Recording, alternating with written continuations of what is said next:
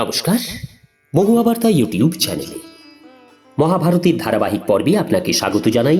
আজকের পর্ব জটাসুর বধ।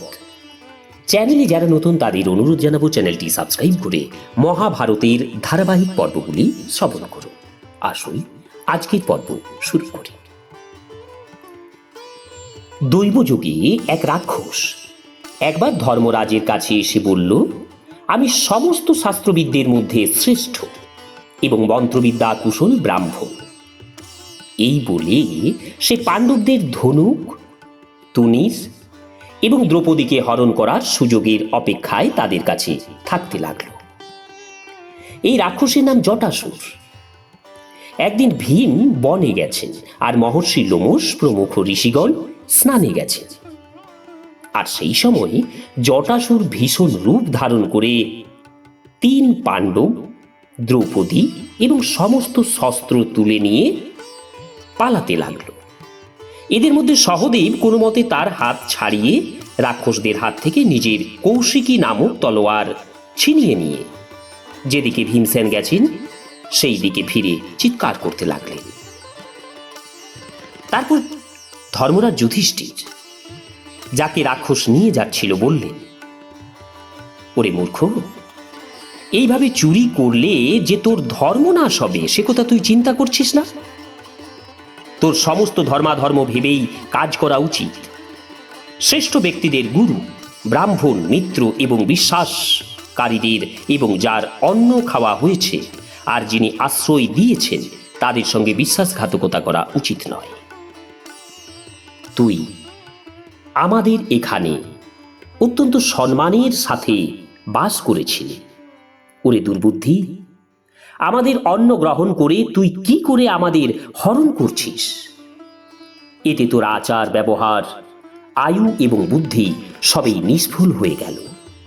এখন তুই বৃথায় মরতে চাইছিস।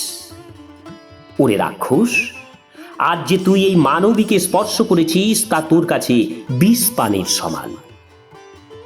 এই বলে যুধিষ্ঠির নিজে ভারী হয়ে গেলেন।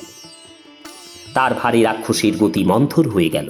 ধর্মরাজ তখন নকুল এবং দ্রৌপদীকে বললেন, তোমরা এই মূঢ় রাক্ষসকে ভয় পেও না, আমি এর গতি হ্রাস করে দিয়েছি। একটু দূরেই মহাবাহু ভীম আছে, সে নিশ্চয়ই এদিকেই আসছে।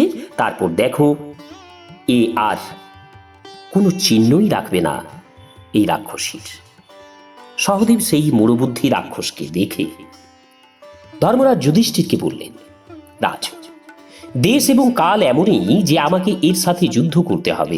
আমি যদি একে মেরে ফেলি তাহলে বিজয়ী হব, আর যদি আমার মৃত্যু হয় তাহলে আমি সদ্গতি লাভ করব। তারপর তিনি রাক্ষসকে আহ্বান করে বললেন, ওরে রাক্ষস, একটু দাঁড়া, হয় তুই আমাকে বধ করে যা, তারপর দ্রৌপদীকে নিয়ে যা। তারপর তিনি রাক্ষসকে আহ্বান করে বললেন, ওরে ও রাক্ষস, একটু দাঁড়া, হয় তুই আমাকে বধ করে দ্রৌপদীকে নিয়ে যা, না হলে আমার হাতে বধ হয়ে জমালয়ে যা। মাদ্রীকুমার সহদেব যখন এই কথা বলছিলেন, ঠিক সেই সময় অকস্মাৎ ব্রজধারী ইন্দ্রের মতো গদাধারী ভীম সেখানে উপস্থিত হলেন। তিনি দেখলেন যে রাক্ষস তার ভ্রাতাদের এবং দ্রৌপদীকে নিয়ে যাচ্ছে। এই দেখে তিনি ক্রোধে বলে উঠলেন এবং রাক্ষসকে বললেন, ওরে পাপী, আমি আগেই তোকে শস্ত্র পরীক্ষা করার জন্য সময় চিনে নিয়েছিলাম, কিন্তু তুই ব্রাহ্মণ বেশধারী হয়েছিলি, তাই তোকে আমি মারতে পারিনি। কাঠকে রাক্ষস বলে চিনতে পারলেও অপরাধ না করলে তাকে বধ করা উচিত নয়। যে বিনা অপরাধে হত্যা করে সে নরকে গমন করে। আজ মনে হচ্ছে তোর মৃত্যু সমাগত, তাই এই কুবুদ্ধি তোর মাথায় এসেছে। অবশ্য অদ্ভুত কর্মা কালেই তোকে কৃষ্ণাকে অপহরণ করার বুদ্ধি দিয়েছে। এখন তুই যেখানে যেতে চাস সেখানে যেতে পারবি না, তোকে বক আর হিড়িম্বের পথে যেতে হবে। ভীমসেনের কথায় কালের প্রেরণায় রাক্ষস ভয় পেয়ে গেল এবং সবাইকে ছেড়ে দিয়ে যুদ্ধ করতে প্রস্তুত হল। ক্রোধে তার ঠোঁট কাঁপতে লাগলো। সে ভীমকে বলল, ওরে পাপী, তুই যে যে রাক্ষসদের যুদ্ধে বধ করেছিস আমি তাদের নাম শুনেছি।